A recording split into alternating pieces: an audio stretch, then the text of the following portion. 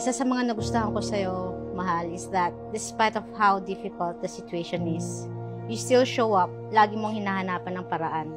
You pray for guidance, you always check your heart. Tinuruan mo rin ako mag-let go and i-surrender lahat kay God. And dahil doon, parang naging madali na lang ang lahat. Salamat, mahal.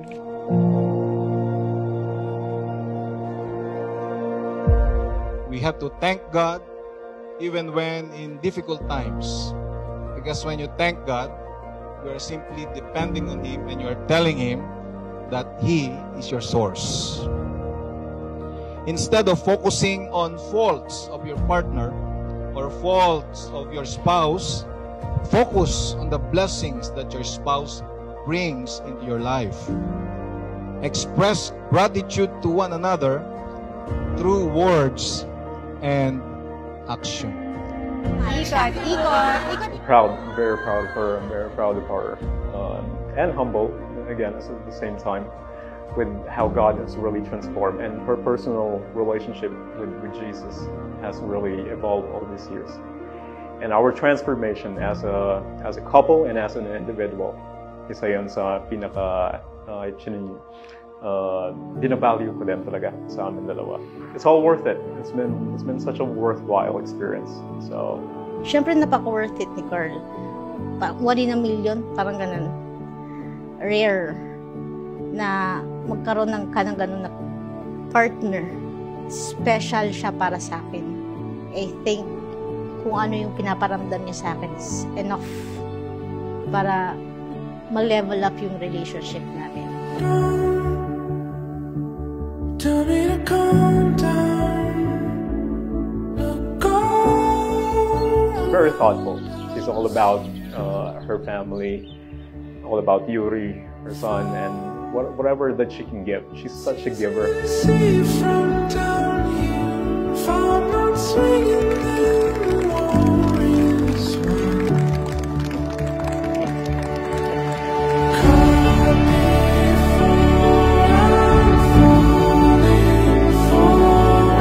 special day. I just really want to say thank you, and I love you so much, and I'm so proud of you as a mother, as a daughter, as a member of family, as you, despite of all the things that you didn't know, you always have that fire in you to try to figure it out. You're right in front of me. The answer.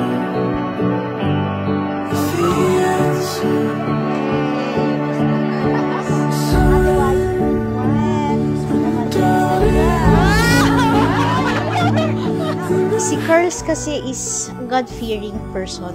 Yung qualities na yun, because of it, napalapit ako kay God and natutunan ko yung mga ganun na process, you being human, learning how to forgive, what's the meaning of love, etc., etc.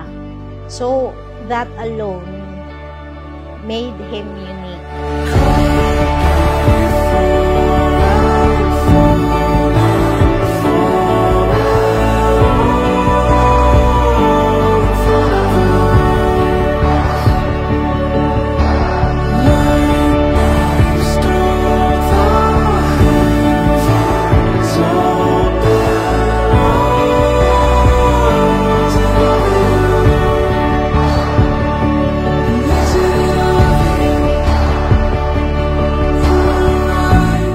Want this man to be your husband so that both of you will live together according to God's order in marriage?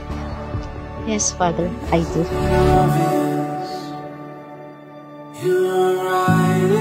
My heart is full. Alam mo naman siguro yung mga lagi kong sinasabi sa'yo kapag magkasama tayong dalawa.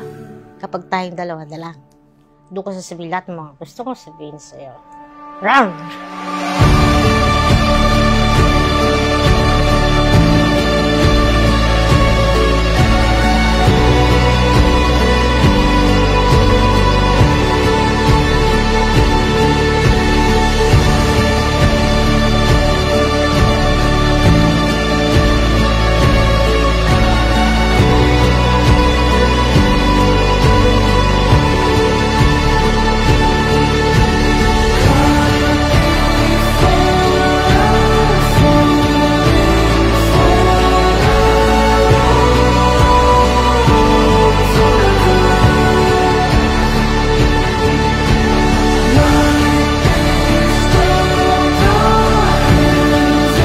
So I thank God most importantly, first and foremost, for everything that He has given us.